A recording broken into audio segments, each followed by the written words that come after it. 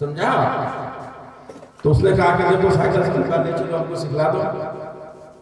راستہ بہت خراب تھا، سائیکل ہی کے علاوہ کوئی راستہ نہیں، سائیکل سیکھنا ضروری تھا. کہا کہ آپ محنت کر 2 کام کا دھیان رکھنا پڑے گا، نہیں تو سائیکل کبھی نہیں سیکھیے گا. سمجھا؟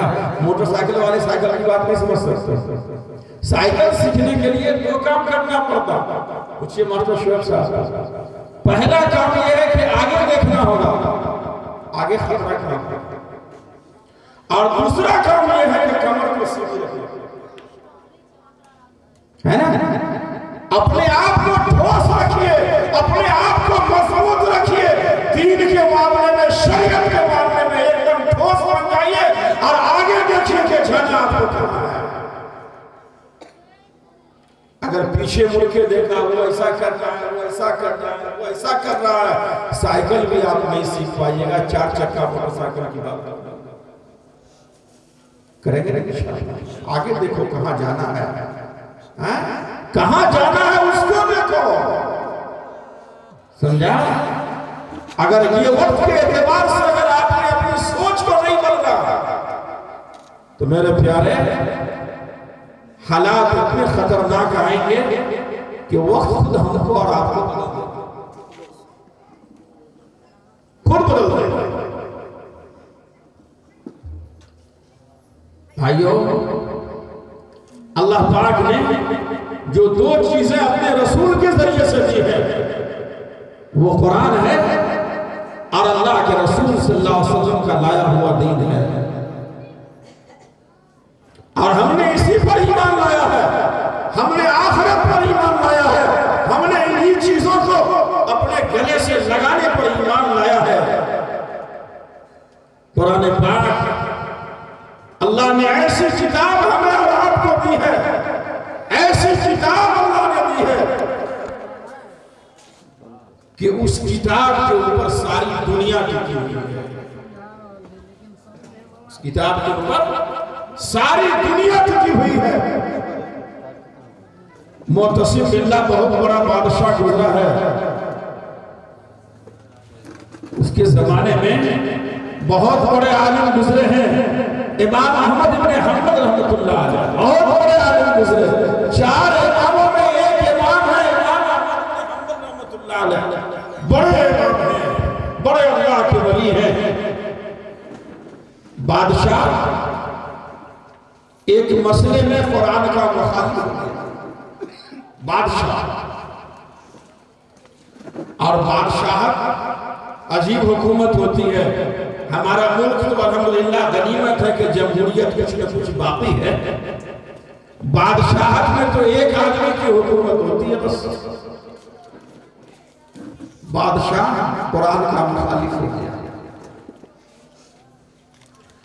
اب بادشاہ جب مخالف ہوا تو ملک کے یہ حالات بنے کہ امام احمد ابن حنبل پورے ملک کے اندر اکیلا وہ انسان تھے جنہوں نے قرآن پر صحیح یقین رکھا. ان کے ساتھ دینے والے سارے لوگ دھیرے دھیرے بکھر گئے، اکیلے میں بچ گئے. رمضان کا مہینہ تھا.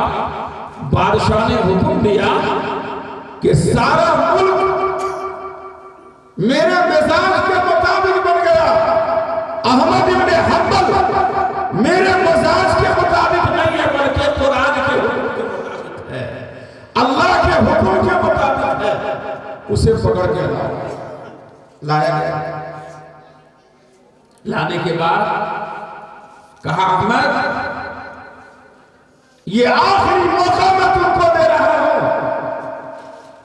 میں قرآن کے بارے میں جو کہتا ہوں تم اسے مان لو. ایسے انعامات دوں گا، اتنے انعامات دوں گا کہ کتنی نسلیں تمہاری گزر جائے گی، تمہاری دولت ختم نہیں ہوگی. کہا کہ نہیں، قرآن کے سلسلے میں ساری دنیا کی دولت یہاں تک کہ چاند اور ستارے کو میرے قدموں میں رکھنے مانوں گا نہیں. حضور اکرم صلی اللہ علیہ وسلم کو مکہ کے تمام بڑے بڑے چودھری جمع ہوئے اور انہوں نے ابو طالب آپ کے چچا سے کہا اپنے بھتیجے کو سمجھا دیجئے اگر وہ دولت اگر چاہتے ہیں تو مکہ کی عرب کی ساری دولت ان کے قدموں میں ہم لا کر کے رکھ دیں۔ حضور کو آفر دیا گیا، آفر دے کے وہ لوگ چلے گئے۔ ابو طالب نے کہا کہ بھتیجا مکہ کے بڑے بڑے سردار چودھری سے آئے تھے اور انہوں نے ایسا کہا کہ چچا جان میرے ایک ہاتھ پہ سورج لا کے دے دیجئے اور دوسرے ہاتھ پہ چاند لا کے دے دیجئے۔ آپ کو شاعری میں پڑھتے ہیں نا، تو بھی میں اللہ کے حکم سے بال برابر بھی پیچھے ہٹنے والا نہیں ہوں۔ مطلب کیا تھا؟ قیامت تک آنے والی میری امت کے لوگ کان کھول کر کے سن لو، تمہارے پاس جو امانت میں دے کے جا رہا ہوں یہ سورج اور چاند سے بھی تمہارے نزدیک زیادہ قیمتی ہے۔ ایسی دولت میں دے کر کے جا رہا ہوں۔ احمد بن حنبل رحمۃ اللہ علیہ سے فرمایا گیا کوڑے لگائے جائیں، کوڑے لگائے جائیں،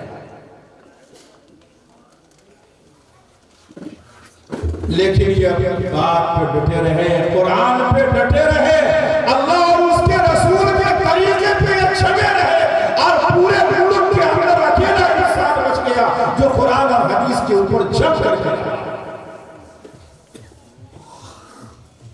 چند روز گزرے تھے، چند ماہ اور چند سال گزرے تھے کہ بادشاہ خود ان کے قدموں میں جھکا اور کہا کہ احمد ہم نے تمہارے ساتھ زیادتی کی، ہم کو معاف کر دو۔ امام محمد بن حنبل رحمۃ اللہ علیہ کا جب انتقال ہوا تو ایک اللہ کے ولی نے ان کو خواب میں دیکھا، کہا احمد اللہ تعالیٰ نے تمہارے ساتھ کیا معاملہ کیا؟ کہا کیا معاملہ کیا؟ میں کیا بتاؤں، میں تو انتظار میں تھا، ایک بہت بڑا میدان کو سجایا گیا، بہت بڑا میدان کو اللہ تعالیٰ نے اپنی شان کے مطابق سجایا، اس کو ہیرے اور موتی سے وہ میدان چمچم کر رہا تھا، اور اس میں اللہ تبارک تعالیٰ نے اپنی شان کے مطابق ایک بہت بڑی کرسی رکھا، اور ہمارے سر پر اللہ تعالیٰ نے اپنی شان کے مطابق علم کا تاج رکھا۔ کیا رکھا؟ علم کا تاج رکھا۔ اور میرے بھائی ایک بات بتاؤ، قرآن پاک کی جب تلاوت ایک اچھے قاری اگر کرتے ہیں تو کیسا لگتا ہے؟ مزہ آتا ہے کہ نہیں آتا؟ اور اس سے ہٹ کر کے آپ جائیے، قرآن پاک کی تلاوت دنیا کے بہت بڑے قاری عبد الباسط اگر کرتے ہو تو کتنا مزہ آتا ہے۔ اور میرے بھائیوں اور آگے بڑھیے، قاری عبد الباسط کا زمانہ ختم ہو گیا، مکہ مکرمہ کے جو امام ہیں قاری سدئی سے ان کی تلاوت جب ہوتی ہے موبائل کے اندر تو کتنا اچھا لگتا ہے، بہت اچھا لگتا ہے کہ نہیں؟ اچھا بھائی یہ بتاؤ، آپ کو سمجھانے کے لیے کہہ رہا ہوں، اگر کوئی صحابی اگر قرآن پڑھ رہے ہو تو کتنا مزہ آئے گا؟ نہیں، ان صحابیوں میں جو سب سے بڑے قاری تھے حضرت ابی بن کعب رضی اللہ تعالیٰ عنہ، اگر وہ قرآن کی تلاوت کریں تو کتنا مزہ آئے گا؟ اچھا میرے پیارے ایک بات اور بتاؤ، قرآن پاک جن کے اوپر نازل ہوا یعنی جناب محمد رسول اللہ صلی اللہ علیہ وسلم، وہ اگر تلاوت کرنے لگے تو کتنا مزہ آئے گا؟ اچھا میرے بھائی تھوڑا سا اور آگے بڑھو، اللہ پاک کے یہاں سے جو قرآن لے کے آتے ہو اور تمام فرشتے کے سردار ہیں، اگر وہ قرآن کی تلاوت کرے یعنی حضرت جبرائیل تو کتنا اچھا لگے گا؟ مزہ آئے گا؟ مزہ آئے گا کہ نہیں آئے گا؟ ماسٹر شعیب صاحب کی نعت سے زیادہ مزہ آئے گا کہ نہیں آئے گا؟ زیادہ پیسہ دیجیے کہ نہیں دیجیے گا؟ یہ ماحول